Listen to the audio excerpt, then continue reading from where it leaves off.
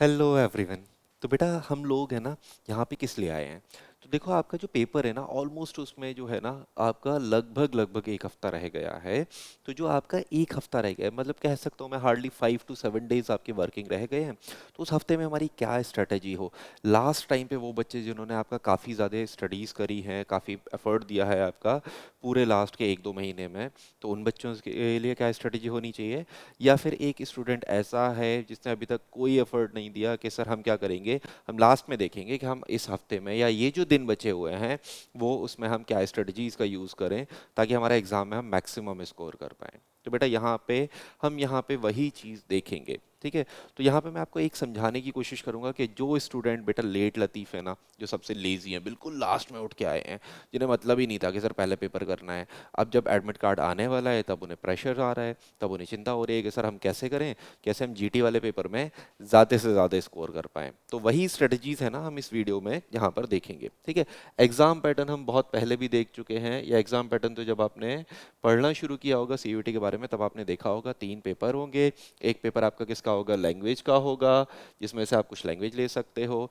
एक पेपर आपका जीटी का होगा और तीसरा पेपर डोमेन का होगा, है ना। तो एक लैंग्वेज वाला पेपर होगा, एक डोमेन का पेपर होगा, डोमेन में आपने जितने डोमेन ऑप्ट किए हैं उनके पेपर, और जीटी का पेपर होगा। तो मैं यहाँ पे जीटी के पेपर की बात कर रहा हूँ।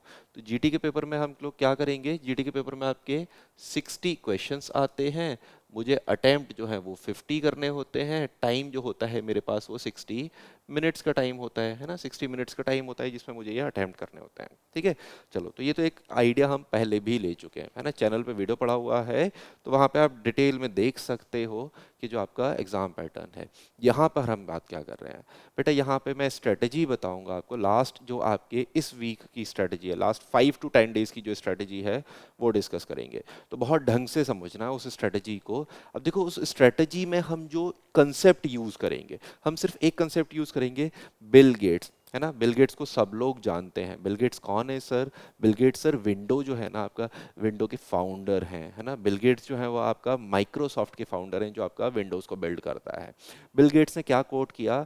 बिल गेट्स ने कोट किया, I choose a lazy person to do a hard job because lazy person will find an easy way to do it. तो यही वाली स्ट्रेटजी हम लोग यहाँ पर लगाने की कोशिश करेंगे उन स्टूडेंट्स के लिए जिन्होंने अभी तक कुछ भी नहीं पढ़ा। तो बेटा देखो, अब यहाँ पे आपके पास जो नंबर ऑफ डेज हैं वो ऑलमोस्ट आपके पास नंबर ऑफ डेज 5 डेज हैं। मैं अज्यूम करके चल रहा हूँ कि आपके पास जो नंबर ऑफ डेज हैं वो ऑलमोस्ट 5 डेज हैं। उस 5 डेज में मैं जीटी वाले पेपर, जो आपका जनरल टेस्ट वाला पेपर है, उसमें मैं कैसे मैक्सिमम स्कोर कर सकता हूँ। तो थोड़ा सा मैं जनरल टेस्ट वाले पेपर को समझूंगा। जनरल टेस्ट वाले पेपर में, जीटी वाले पेपर में 60 क्वेश्चंस जो हैं, 60 क्वेश्चंस में से ऑलमोस्ट आपका 20 क्वेश्चंस के अराउंड आते हैं क्वांट से। 20 क्वेश्चंस के अराउंड आते हैं किससे? क्वांटिटेटिव एप्टीट्यूड से।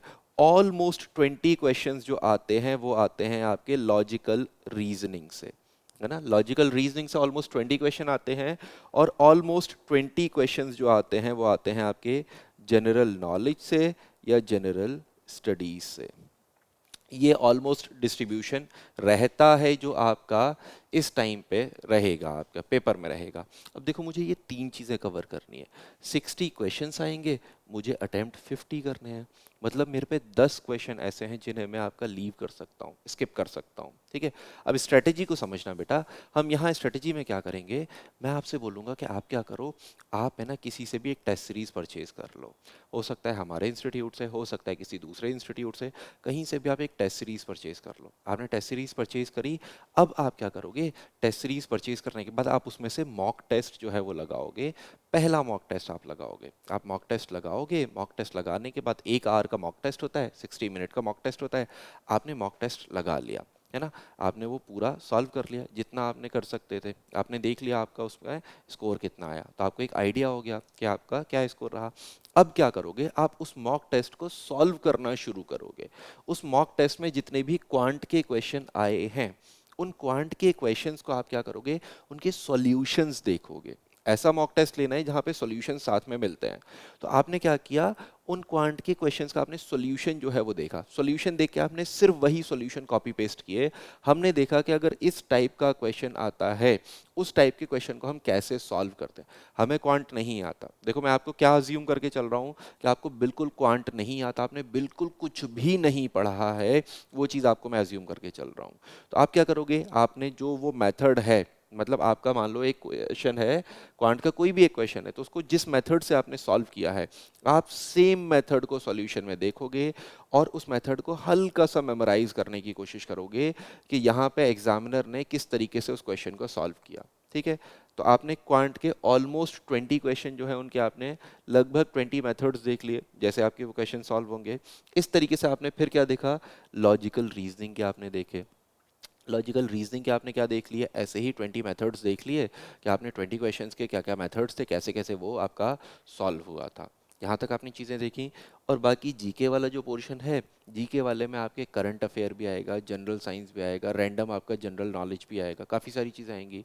तो यहाँ पे आप बहुत ज़्यादा चीज़ें नहीं कर सकते। मैं आपको ये सजेस्ट नहीं करूँगा कि आप करंट अफेयर पढ़ना शुरू करो, क्योंकि बहुत वास्ट करंट अफेयर होता है बेटा, बहुत वास्ट करंट अफेयर होता है। आप उतना मगअप नहीं कर सकते इस 5 डेज में, उतनी सारी चीज़ें आप गेन नहीं कर पाओगे। तो आप यहाँ क्या करना शुरू करोगे जीटी वाले पेपर के लिए। जीटी वाले पेपर में बेटा कई सारे सब्जेक्ट आते हैं, हिस्ट्री आता है, पॉलिटी आता है, ज्योग्राफी आता है, इकोनॉमिक्स आता है, इस तरीके के आपके कई सारे सब्जेक्ट्स आते हैं।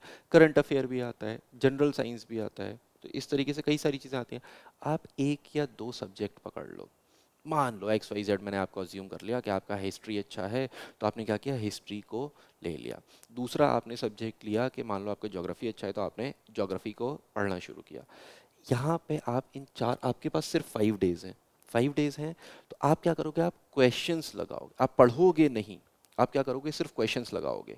क्योंकि मैं अज्यूम करके चल रहा हूँ कि आपका ज्योग्राफी थोड़ा बहुत अच्छा है, आपने पहले पढ़ा होगा, 10th में पढ़ा होगा, 11th 12th में पढ़ा होगा, तो मैं अज्यूम करके चल रहा हूँ कि आपका ज्योग्राफी थोड़ा बहुत ठीक है। या मैं अज्यूम करके चल रहा हूँ कि आपका जो पॉलिटी है या आपका जो हिस्ट्री है वो थोड़ा बहुत ठीक है। तो जो भी आप एक या दो सब्जेक्ट आप चूज़ करोगे, उन सब्जेक्ट्स को आप क्या करोगे, उनके सिर्फ क्वेश्चंस लगाओगे। मैं आपको सजेस्ट करूंगा कि आप पॉलिटी चूज़ कर सकते हो, क्योंकि पॉलिटी से आपके एक दो क्वेश्चन आते ही आते हैं। या मैं आपको सजेस्ट करूंगा कि आप ज्योग्राफी चूज़ कर सकते हो, क्योंकि ज्योग्राफी से आपके एक दो क्वेश्चंस आते ही आते हैं। तो इस तरीके से जो सेक्शंस हैं, या फिर मैं आपको सजेस्ट करूंगा कि जीके में आप क्या करो, इम्पॉर्टेंट डेज, इम्पॉर्टेंट डेज, आपके पूरे पूरे ईयर्स के जो इंपॉर्टेंट डेज होते हैं ना बेटा, वहाँ से एक क्वेश्चन आपका लास्ट ईयर हर शिफ्ट में रिपीट हुआ था। उससे पहले वाले भी आपके एग्जाम जो हुए थे 22 में, उस बार भी आपका इंपॉर्टेंट डे से एक क्वेश्चन आपका फिक्स आया था। तो अगर आप कुछ मतलब कह सकते हो कि 20-30 डेज आप अगर आप याद कर लोगे, तो प्रोबेबिलिटी है कि आपका यहाँ से एक क्वेश्चन सही हो जाएगा। उसके बाद आपके जो क्वेश्चन आते हैं वो आते हैं हेड क्वार्टर। हेडक्वार्टर से क्वेश्चन आता है, हेडक्वार्टर से आपके क्वेश्चन जो है वो हर शिफ्ट में मैंने आपका देखा था कि हेडक्वार्टर से आपके जो क्वेश्चंस हैं वो आपके कंटिन्यूसली आते हैं। तो अगर आप कुछ हेडक्वार्टर्स, बड़े बड़े इंस्टीट्यूट हैं, आईएमएफ हो गया, वर्ल्ड बैंक हो गया, है ना, यूनाइटेड नेशंस हो गया, इस तरीके के, या और भी आपके जो बड़े बड़े इंस्टीट्यूट्स हैं, उनके अगर आप हेडक्वार्टर्स याद कर लोगे, तो प्रोबेबिलिटी है कि आप जो है वो यहाँ से स्कोर कर पाओगे। ठीक है, जीके में। या फिर आपको मैंने क्या बताया, पॉलिटी बताया, है ना, पॉलिटी, पॉलिटी से आपके दो क्वेश्चन के करीब आपके मैंने हर शिफ्ट में देखे हैं। या मैं आपको क्या बोलूं, ज्योग्राफी बोलूं, है ना, ज्योग्राफी बोलूं, तो ज्योग्राफी से भी आपके दो तीन क्वेश्चंस जो हैं वो आपके मैंने हर शिफ्ट में देखे हैं। नेशनल पार्क पूछ लेता है, ज्योग्राफी की कोई लोकेशन पूछ लेता है, या आपके जो सोलर सिस्टम है उससे रिलेटेड कुछ पूछ लेता है। तो आपको क्या करना है, कुछ इंपॉर्टेंट टॉपिक्स को सेलेक्ट करना है। मैं हाईली रिकमेंड करूंगा आपके, आप इंपॉर्टेंट डेज को याद करो, हेडक्वार्टर्स को याद करो, क्योंकि यहाँ से क्वेश्चन 100% आएगा बेटा, 100% क्वेश्चन यहाँ से आएगा आपका, मैं आपको अश्योर करता हूँ। तो आप जीके वाले पोर्शन में कुछ टॉपिक्स को याद करने की कोशिश करोगे, क्योंकि हमारे पास जो नंबर ऑफ डेज हैं वो सिर्फ 5 हैं। अब देखो, फर्स्ट डे में मैंने क्या किया, मैंने मॉक लगाए, मॉक लगाने के बाद मैंने क्वांट के सॉल्यूशंस देख लिए, मैंने एलआर लॉजिकल रीजनिंग के सॉल्यूशंस देख लिए, और मैंने जीके में जो कुछ चीज़ें थी जो मैं याद कर सकता था वो मैंने याद करने की कोशिश करी। डे 1 में आपने इतना काम किया। है ना। पहला दिन खत्म हो गया। अब डे टू में हम क्या करेंगे, है ना, डे टू में हम क्या करेंगे, डे टू में हम इन चीज़ों को दोबारा से रिपीट करेंगे, है ना। डे वन का ये हो गया। अब डे टू की अगर मैं बात करूं, सेकंड डे हुआ, डे टू। डे टू में मैं क्या करूंगा, डे टू में जो मैंने आपका मॉक लगाया था, अब मैं नेक्स्ट मॉक टेस्ट लगाऊंगा दूसरे दिन पे। जब मैं दूसरा मॉक टेस्ट लगाऊंगा, तो जो क्वांट में मैंने आपका 20 क्वेश्चंस मैंने क्वांट देखा था, जिसके मैंने आपके मेथड्स देखे थे, सॉल्यूशंस देखे थे, आप अज्यूम, आप, मैं अश्योर कर रहा हूं आपको कि आपके जो नेक्स्ट यानी कि मॉक टू में, जो डे टू पे आप मॉक लगाओगे, उसमें जो क्वांट के क्वेश्चन आएंगे, जो आपने पहले दिन क्वांट के क्वेश्चन सॉल्व किए थे, लगभग लगभग आपका 50% से 70% क्वेश्चन आपका रिपीट होगा। तो कह सकते हो इस 20 में से आपका 10 to 15 क्वेश्चन ऐसे होंगे क्वांट के जो रिपीट होंगे, जिनमें वैल्यूज चेंज होंगी, जिनमें सेम मेथड लगेंगे जो आपने डे वन में पढ़ा था। ठीक है। तो मैं अज्यूम कर सकता हूं कि आपका 10 से 15 क्वेश्चन ऐसे होंगे जहां पे मेथड्स आपके रिपीट होंगे। ऐसे ही सेम चीज अगर मैं बोलूं, 20 क्वेश्चंस जो मैं आपके लॉजिकल रीजनिंग के लेके चल रहा हूं, वहां पे भी आपका लगभग लगभग आपके 15 क्वेश्चंस जो होंगे वो ऐसे होंगे जो आपने मॉक वन में लॉजिकल रीजनिंग लगाई थी, आसपास ही उसके होंगे। मेथड उन्हें सॉल्व करने का जो होगा वो सेम होगा, ऑलमोस्ट सिमिलर मेथड होगा।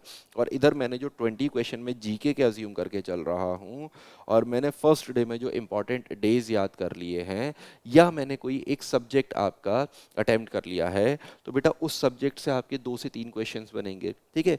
उसके बाद आपका क्या होगा, आपको खुद भी तो कुछ चीज़ें आती होंगी, खुद भी तो आपने थोड़ा बहुत आप अज्यूम करोगे, एलिमिनेशन करोगे, आप एलिमिनेट करोगे। हम एलिमिनेशन पे एक मेथड में आपका वीडियो भी बना दूंगा कि कैसे हम एलिमिनेशन को मेथड को यूज़ करेंगे, कैसे हम पूरा पेपर जो है वो सॉल्व करके देखेंगे। ठीक है, तो वो भी मैं बताऊंगा। तो यहाँ से अगर मैं आपसे बोलूँ कि अगर आपने इंपॉर्टेंट डेज याद कर लिया, या आपने कोई एक सब्जेक्ट पढ़ लिया, तो मैं बहुत मिनिमम आपका अज्यूम करके चल रहा हूँ, तो आप लगभग लगभग 5 क्वेश्चंस जो हैं वो आप यहाँ पर करेक्ट कर पाओगे। इतना किसी का भी जीके वीक नहीं होता जो इससे कम आपका अटेम्प्ट कर पाए।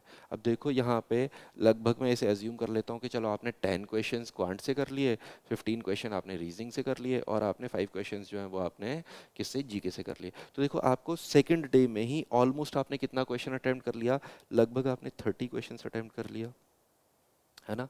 10 + 5 15, और 15 ऑलमोस्ट आपने 30 क्वेश्चंस जो हैं वो आप अटेम्प्ट कर पा रहे हो, 30 क्वेश्चंस आप सही कर पा रहे हो। और यही सेम चीज़ मैं रिपीट कर दूं आपका किसके लिए, डे थ्री के लिए।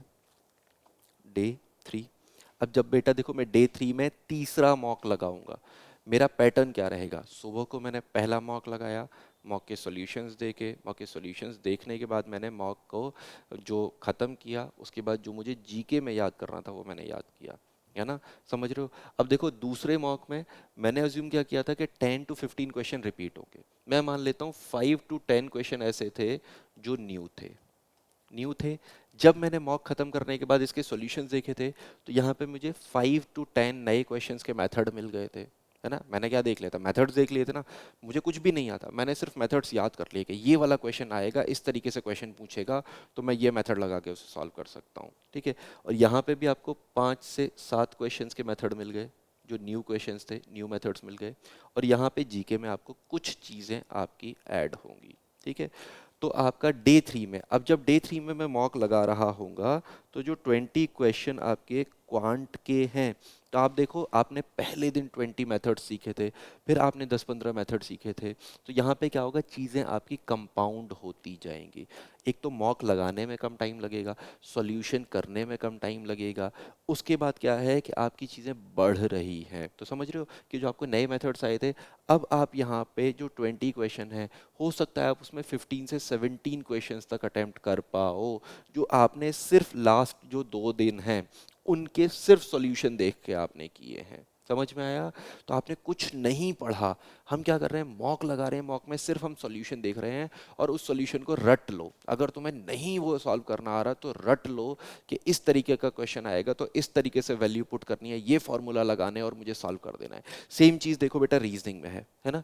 रीजनिंग में अगर आपने पहले दिन आपने 20 क्वेश्चन सॉल्व किए थे, दूसरे दिन अगर आपके लगभग 10 to 15 क्वेश्चन रिपीट हो रहे हैं, और यहाँ पे अगर आप 5 to 7 नए फॉर्मूलाज सीख रहे हो, है ना, तो देखो यहाँ पे भी चीज़ें कंपाउंड हो जाएंगी, है ना। तो अगर मैं यहाँ पे कहना क्या चाह रहा हूँ, मैं सिर्फ इतना कहना चाह रहा हूँ कि आप जब मॉक लगा के उसे पूरे दिन सॉल्व करोगे, तो आपको क्या फ़ायदा होगा कि आप वो मेथड्स सीख जाओगे जो आपके एग्ज़ाम में कॉन्टिन्यूसली रिपीट हो रहे हैं, ठीक है। और बेटा यहाँ पे भरोसा रखना कि बहुत ज़्यादा रीजनिंग में नए मेथड्स आपको नहीं मिलेंगे, बहुत ज़्यादा क्वांट में आपको नए मेथड्स नहीं मिलेंगे। जीके वाला पोर्शन है जहाँ पे आपको क्वेश्चंस कुछ नए मिल सकते हैं।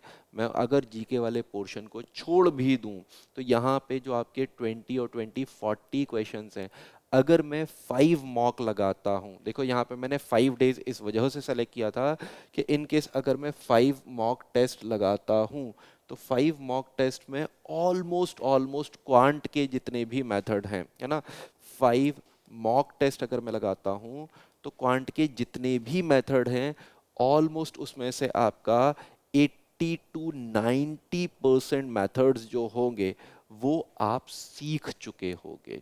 रीजनिंग की अगर मैं बात करूं, लॉजिकल रीजनिंग की अगर मैं बात करूं, तो लगभग आपका 90% से प्लस मेथड्स ऐसे होंगे लॉजिकल रीजनिंग में जो आपको सिर्फ 5 मॉक टेस्ट लगा के उन्हें सॉल्व करने से आप सीख जाओगे। समझ में आया। और जीके में कुछ चीज़ें आप सीख जाओगे। तो अगर देखो मैं यहाँ पे मानता हूँ कि आपने 80% अटेम्प्ट किया, मान लो 20 क्वेश्चन आया, 80% अटेम्प्ट किया, तो 16 क्वेश्चन आपके किसके हो गए, क्वांट के, है ना। 90% आप रीजनिंग में इजीली अटेम्प्ट कर सकते हो। तो यानी कि आपके 18 क्वेश्चन किसके हो गए, ये लॉजिकल रीजनिंग के हो गए। और कुछ क्वेश्चन 5-10 क्वेश्चन आपने किसके कर लिए, जनरल स्टडीज या जीके के कर लिए। चलो मैं 5 क्वेश्चन अज्यूम कर लेता हूँ, तो ऑलमोस्ट बेटा ये टोटल कितना हो गया, 18 और 16 आपका कितना हुआ, 34 हुआ। 34 और 5 आपका क्या हो गया, ऑलमोस्ट 40 के अराउंड ये जा रहा है ना। ये 39 हुआ एग्जैक्ट, तो ये 39 हुआ, है ना। लेकिन आप ऑलमोस्ट देख रहे हो, आप ऑलमोस्ट इस स्ट्रेटजी को यूज करके ऑलमोस्ट आप 35 प्लस क्वेश्चंस जो हैं वो करेक्ट कर सकते हो आप जीटी के पेपर में। बिल्कुल अश्योर रखना, आप सिर्फ 5 दिन ये मॉक लगा के देखना, और 5 दिन भी नहीं, मेरे बोलने की वजह से आप 2 दिन लगा के देखना। आप पहले यहाँ पे क्या करोगे, सुबह उठोगे, सुबह उठने के बाद फ्रेश होगे, फ्रेश होने के बाद सुबह आप लगभग लगभग मान लो 9 बजे से 10 बजे के बीच में आपने क्या किया, मॉक टेस्ट लगाया। मॉक टेस्ट लगाया और उसके बाद आपने आधे घंटे का रेस्ट लिया, और 10:30 से आपने क्या किया, वो मॉक को सॉल्व करना शुरू किया। सॉल्व करना शुरू किया, आपको वो लंच तक उसे सॉल्व कर लो, लंच तक ना हो तो उसे 3 बजे तक, 4 बजे तक आप उसे सॉल्व कर लो, आराम से आपका वो सॉल्व हो जाएगा 3-4 बजे तक। एक मॉक हो गया। शाम का जो टाइम मिला मेरे को, 5 बजे या 6 बजे से, मैं बोल देता हूँ आपका 6 PM से मैंने क्या किया, कुछ जीके या जीएस की चीज़ें जो मेरे को लर्न करनी थी वो लर्न करना शुरू कर दिया मैंने। ठीक है, तो मैंने एक दिन को इस पार्ट्स में इस ऐसे ऐसे डिस्ट्रीब्यूट कर लिया। तो आपको ये चीज़ें समझ में आ रही हैं। आप सिर्फ 2 दिन लगा के देखना, आप पहला मॉक लगाना, फिर दूसरे दिन दूसरा मॉक लगाना। आप ये देखना कि कितनी चीज़ें रिपीट हो गई जो लॉजिकल रीजनिंग में रिपीट हो गई। आप ये देखना कि कितनी चीज़ें हैं जो क्वांट में आपका रिपीट हो गई। ठीक है, तो ये बेटा सबसे शॉर्टेस्ट मेथड है, सबसे लेजिएस्ट मेथड है कि आपको कुछ भी नहीं अगर आपने पढ़ा है तो भी आप इस तरीके से चीज़ें सॉल्व कर पाओगे और मैक्सिमम स्कोर पर कर पाओगे। अब बेटा देखो यहाँ उससे आप compete नहीं कर पाओगे। आप बोलोगे कि सर आप ये बोल रहे हो कि हम इससे 35 क्वेश्चंस के करीब अटेम्प्ट कर पाएंगे, है ना। हम तो चाहते हैं हम 50 क्वेश्चन अटेम्प्ट करें। तो बेटा 50 क्वेश्चन वो अटेम्प्ट करेगा या वो सही करके आएगा जिसने पूरे साल पढ़ी है ना। जो आपका 12th शुरू होते ही होते आपका सीयूईटी की तैयारी करना शुरू हो गया था, जिसने लास्ट के 2 महीने में बहुत ज़्यादा एफर्ट दिया है। ठीक है, आप 5 दिन में आप 50 क्वेश्चन तो नहीं कर पाओगे, है ना। लेकिन हाँ 5 दिन में आप इतना क्वेश्चन अटेम्प्ट कर लोगे, इतना स्कोर कर लोगे कि आपका जो पेपर है जीटी का उसमें इतना स्कोर बन जाए कि आपका एडमिट कार्ड, आपकी जो वो है पेपर, वो कंसीडर हो जाए। जहाँ पे आप ऑप्ट करो वहाँ पे आपका इतना स्कोर हो कि आप चीज़ें कंसीडर कर पाओ। ठीक है। तो चलो हम इस स्ट्रेटजी को यहीं तक रखते हैं। फॉलो करना, फॉलो करने के बाद अगर स्ट्रेटजी अच्छी लगती है तो बेटे वीडियो को लाइक करके जाना। और अगर तुम्हें स्ट्रेटजी से सच में फ़ायदा होता है तो आप 5 दिन बाद कमेंट करना कि हाँ सर मैंने 5 दिन आपकी स्ट्रेटजी को फॉलो किया था, मुझे फ़ायदा हुआ था, मेरा स्कोर पहले इतना था और बढ़कर इतना हो गया। तो आप कमेंट करके मुझे बताना कि आपको इस स्ट्रेटजी से कितना फ़ायदा हुआ, आपके स्कोर में कितना बेनिफिट इससे आपको मिला है। ठीक है, चलिए मिलते हैं आपसे नेक्स्ट वीडियो में।